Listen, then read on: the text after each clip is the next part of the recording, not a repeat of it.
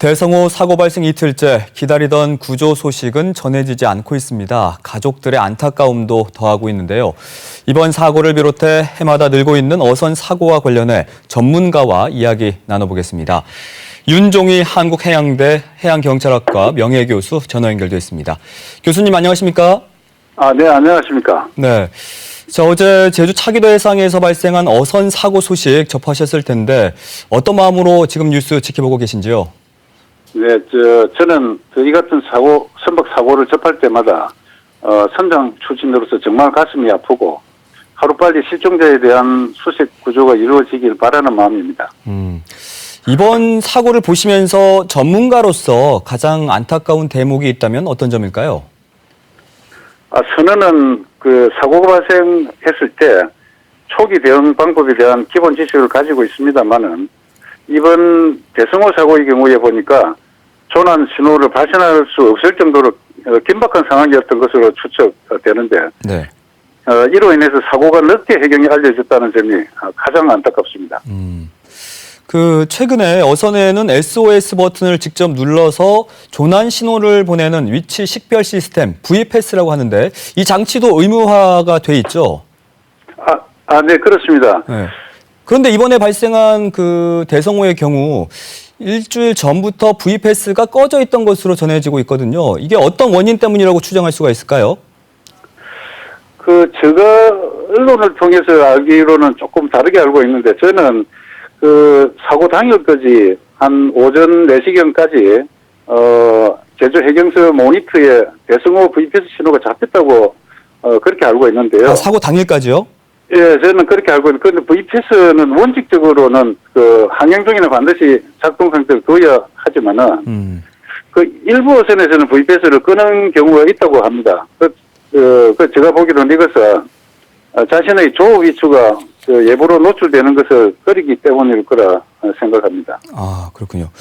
지난해 통계만 보더라도 국내 선박 사고 2,600여 건 가운데 70% 가까이가 어선 사고입니다. 전체 선박 중에 어선 비중이 많기도 하지만 그만큼 사고 위험도 높다는 건데요.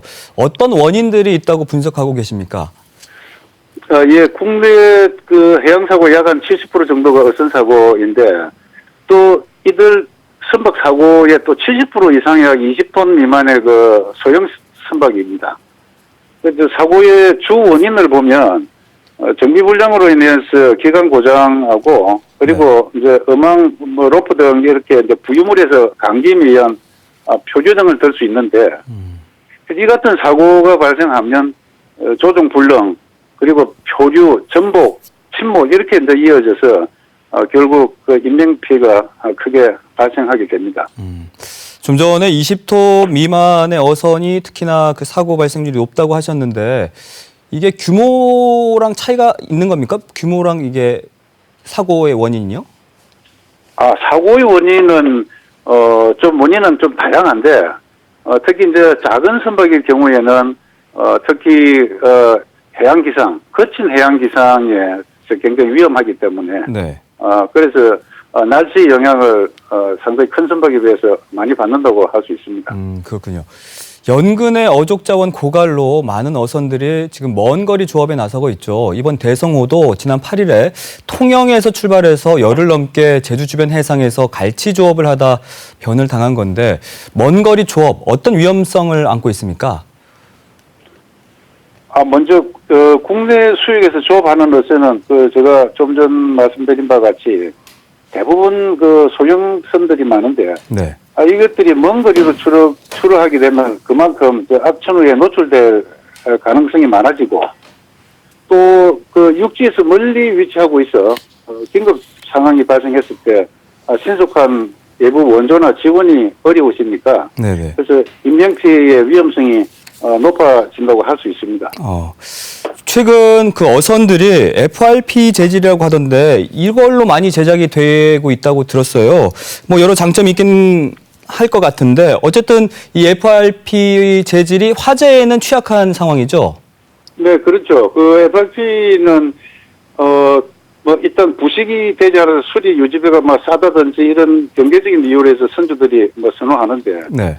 그런데 내화성이 낮고 화재에 또 취약하고 일단 화재가 발생하면 한테 진압이 어렵고 유독 가스가 발생해서 인체에 매우 해로운 그런 단점이 있습니다.